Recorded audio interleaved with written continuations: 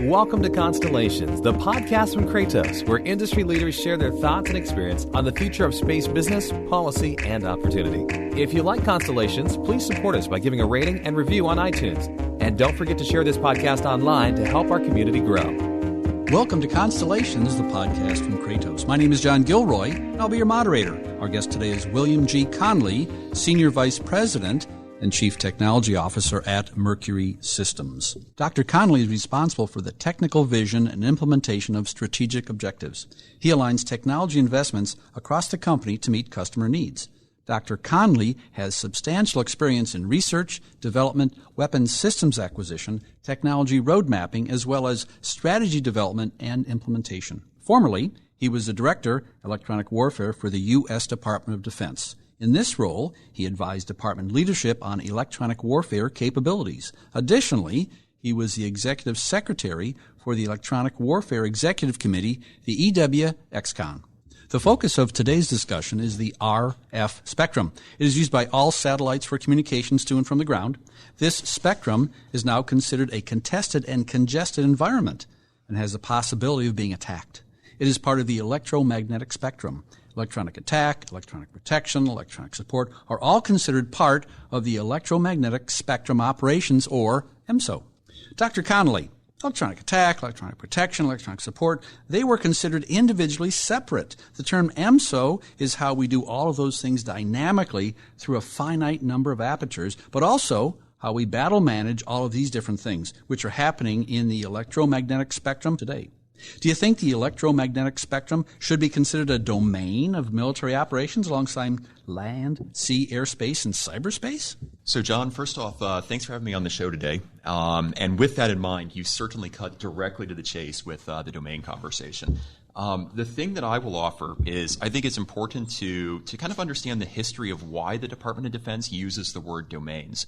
And so while land, air, sea were recognized as warfighting domains decades ago, they really were aligned to the three military departments. As we increase the jointness of our force, the concept of the domain has really evolved in terms of how it's included in our operational doctrine, namely as a way for the Joint Force Commander to have subordinate commanders that are responsible for a part of the fight. And so there's resourcing implications, not denying those in any way, shape, or form.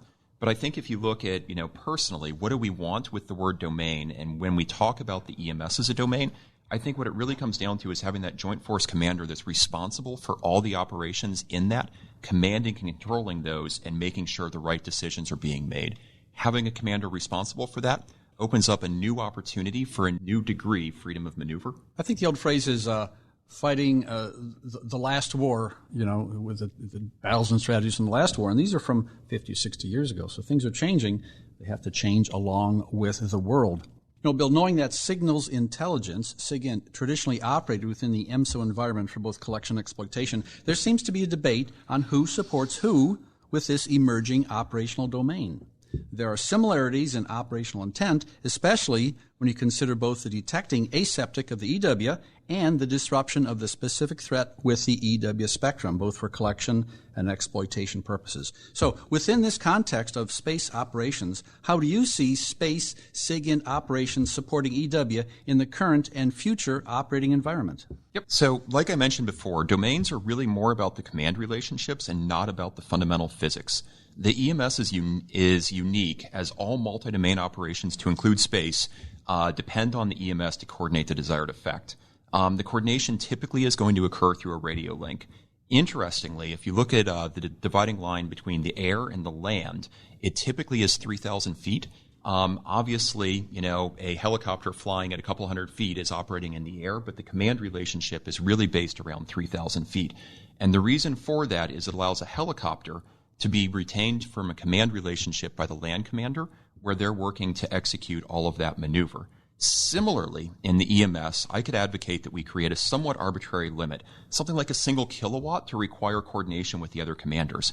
Turning on any device in the EMS over a kilowatt would require alerting the other commanders, and that would really allow, platform self-protection to be controlled by a local commander who should be responsible for this defensive mission.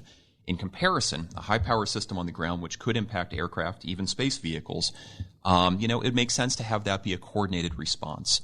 I think if everybody looks, not to quote Doctrine, but Joint Pub 3.0 really lays this out to learn about those relationships between the supported and the supporting commanders.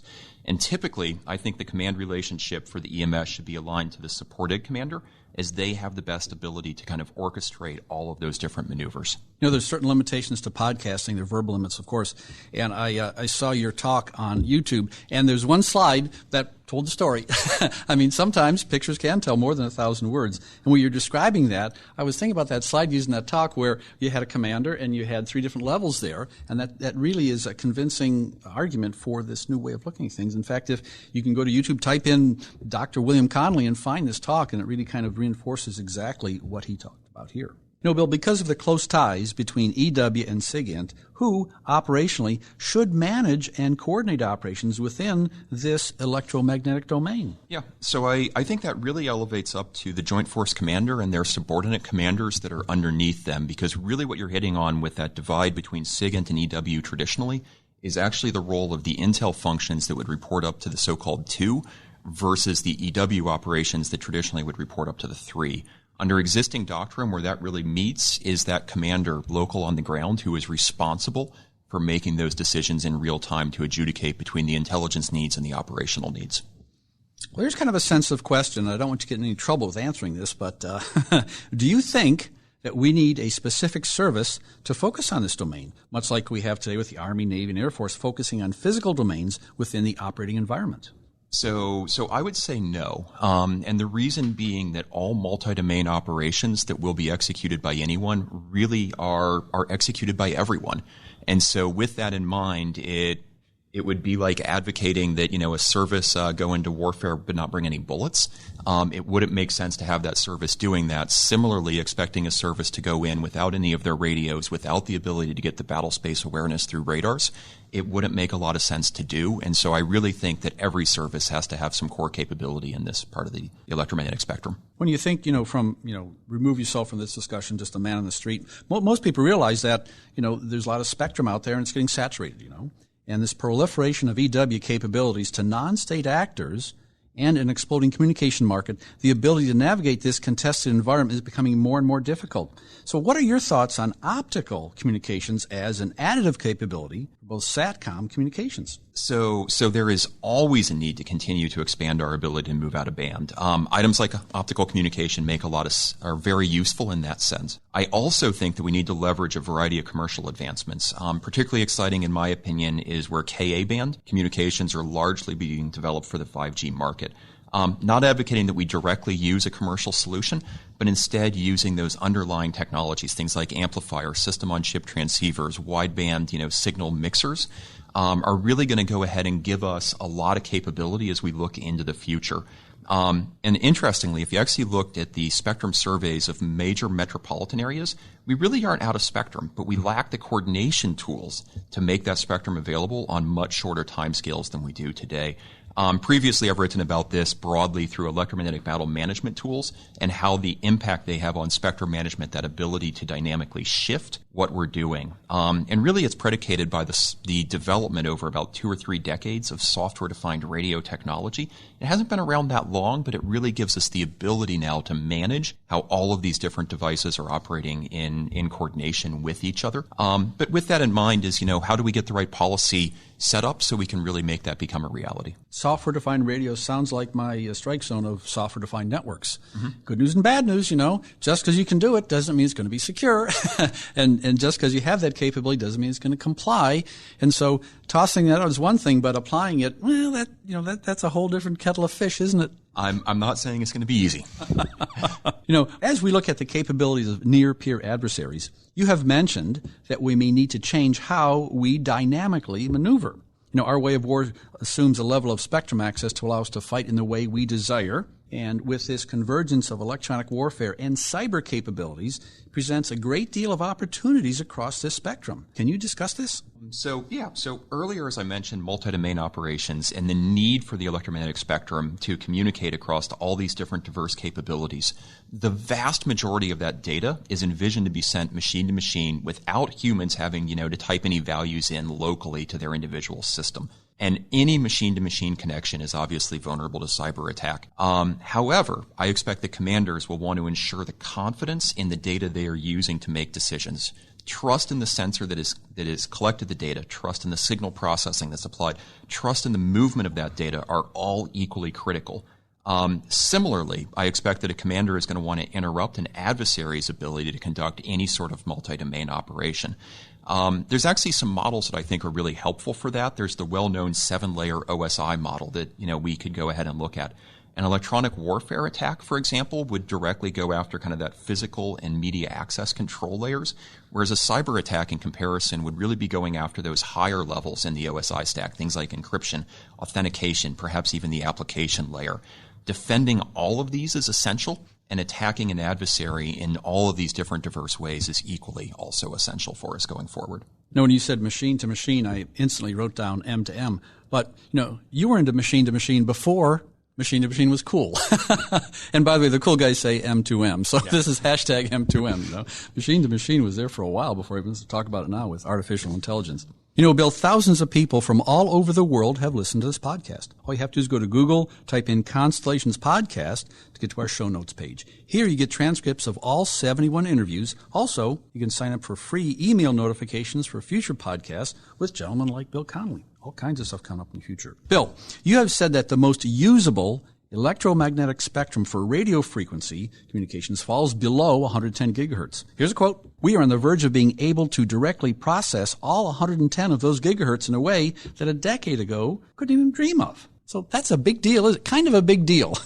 Yes. So what does it mean for our Air Force and Army working in a multi-domain environment to use all of these gigahertz capabilities? Yep. So short answer, it's huge in my opinion. We've seen the evolution of terms like LPI, LPD, low probability of intercept, low probability of detection. We're really moving more toward LPX, where X is the more holistically low probability of anything interfering with that mission that you're trying to do. As progressively more broadband signal collection comes out, coupled with artificial intelligence, like you just hit on, the signal processing behind that opens up an even greater battle space awareness. That ability to hide or tactically deceive an adversary gets harder on both sides. Recently, I saw General Holmes from Air Combat Command showcase this vision for artificial intelligence to support what is called Joint All-Domain C2, JADC2 being the kind of the nickname for that, to process all of that data. And so I expect the data to be at diverse portions of the spectrum as well as spatially diverse. And again, that really sets up that data collection, data management, trust in the data like we just hit on, will all be increasingly important as we look into the future. Well, this really...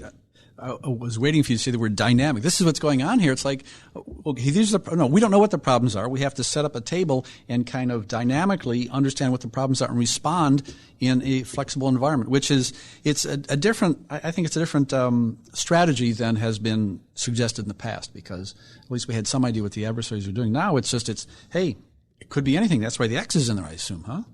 Bill, one of the greatest challenges in EMSO is signal processing. And I'm going to quote you again right here, so you can either agree or disagree with your own quote here. The modern capabilities of signal processing and making sure we are getting the necessary information to make the right directions are critically important to us. And being able to deny that to any adversary in a time of conflict would be critically important. Are we working on those capabilities today, that denial? So short answer, yes. We are absolutely working on those, making sure that we can make those right decisions in a timely fashion. I think if you look at some of the tools that are behind that, things like the Army with their EWPMT, which is Electronic Warfare Planning Management Tool, is kind of a specific example. But really what's happening underneath the scenes that is setting that up is actually the amount of investment that's happening on the commercial side that we can go ahead and we can bring over and make appropriate and applicable into the defense ecosystem today. If you actually look at the long-term trend that underlies this, at the height of the Cold War back in the 1960s, the federal government investment was double for R&D the entirety of commercial industry. For where we are today, it's 3-to-1 the other direction. Basically, it's 2.7 actually, but 3-to-1 is close enough. It's basically 3 times more money is being spent on the commercial side for R&D, and it's how do we bring those tools over that are being developed on the commercial side for signal processing and make them applicable into the defense ecosystem.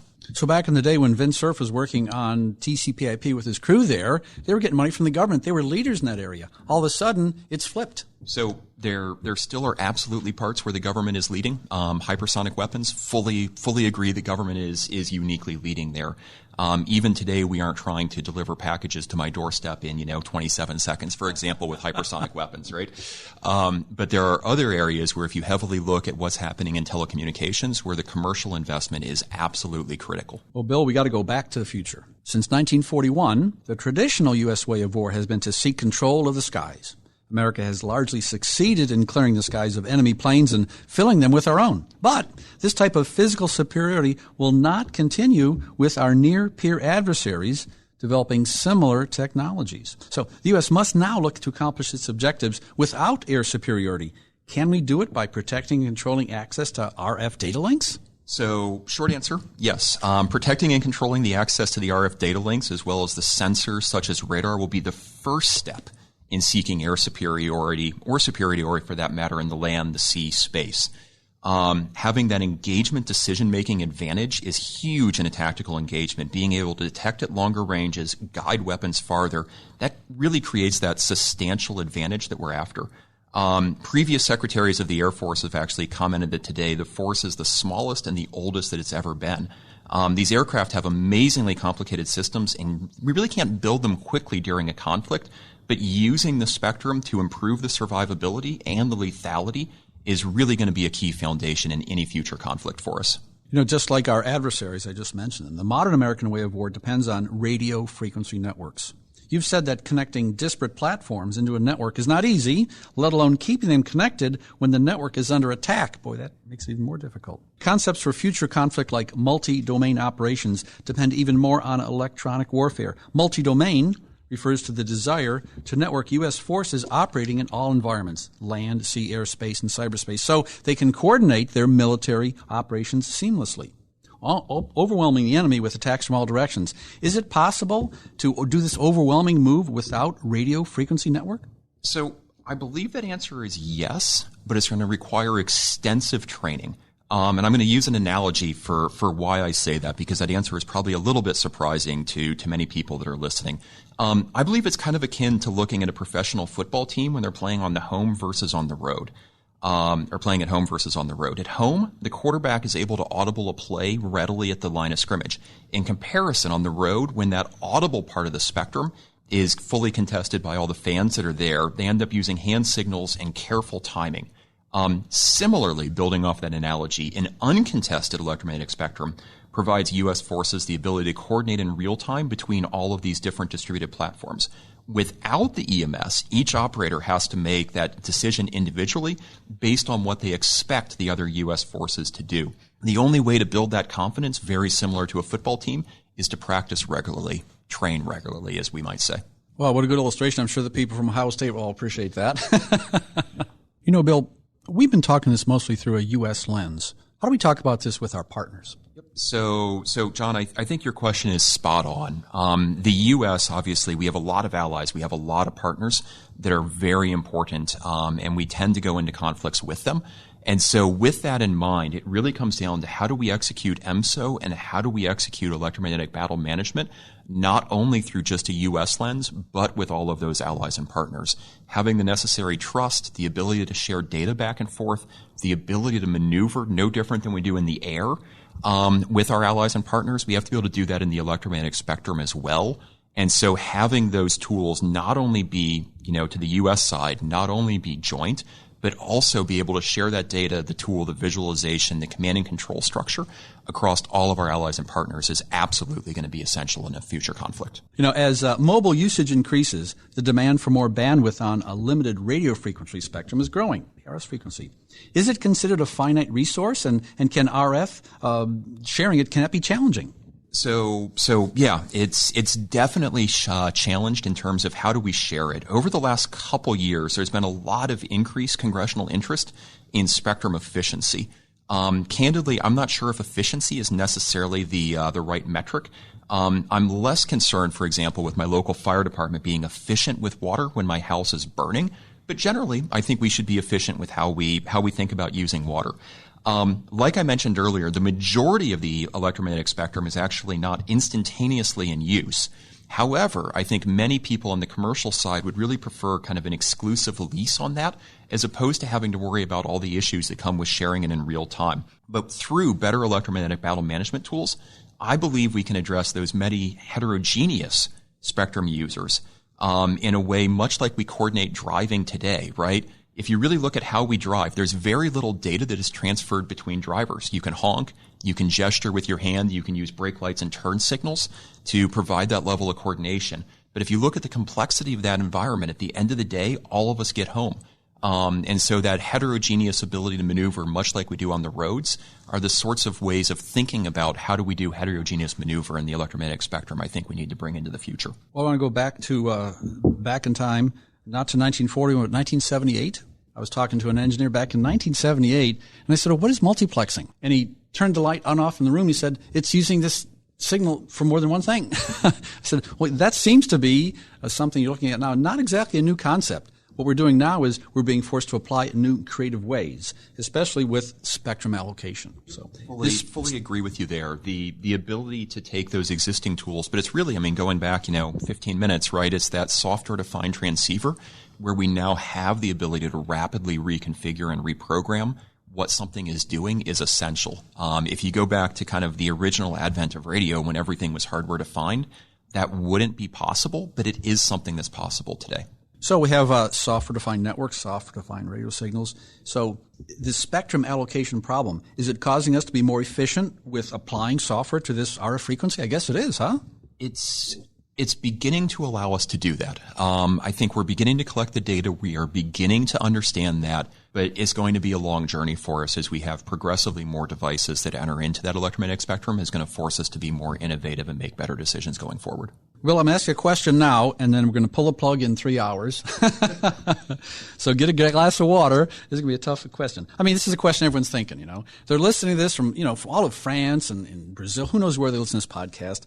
And they see all these problems and spectrum allocation and this and that and back and forth. And so are there workable long-term solutions? That's what an optimist would say. So you're a smart guy. What are the options in the future for us? So I think the answer is yes. And it's going to be both a combination of what happens with technology and policy. And candidly, was one of the things I really enjoyed about the last couple of years in the Pentagon was that ability to work on the technology and policy seam. In the role now being the CTO for Mercury Systems, that ability to work the technology piece and make sure we're bringing all of those fascinating advancements that are coming from the commercial side and bring them over, I think really is what sets up that long-term solution. But it's going to be a healthy ecosystem with many of us taking those necessary steps. Because to your point, it would take 3 hours to go through all of the different individual technologies behind it. So perhaps that's an excuse to come back and do a series of these. Bill, unfortunately, we are running out of time. I'd like to thank our guest, William G. Conley, Senior Vice President and Chief Technology Officer at Mercury Systems. Thanks for listening to Constellations, the podcast from Kratos. If you like this interview, please subscribe, tell a friend, and give us a review.